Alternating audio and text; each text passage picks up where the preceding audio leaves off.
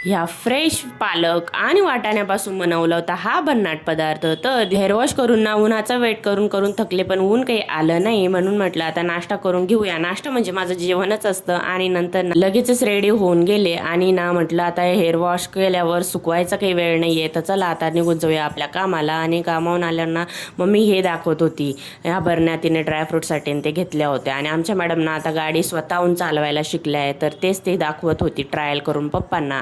आणि तिची बाबा आहे ना ही तिच्यासाठी खाऊ आणतात आणि तो आम्हीच खाऊन घेतो. नंतर ना ह्या साडीच्या शॉपमध्ये आले होते. माझ्या आहे ना या साडीवर ब्लाऊजच मॅचिंग भेटत नव्हतं. ते फायनली त्या शॉपमध्ये घरी आल्यावर ना लगेचच स्वयंपाकाला लागले. आता स्वयंपाकात ना आज भरीत बनवत होते. त्यांना प्रचंड आवडतं आणि मला अजिबात आवडत नाही, म्हणून म्हटलं स्वतःसाठी हा फ्रेश पालक आणि वाटाणा पडलेला आहे ना त्याचंच काहीतरी करावं.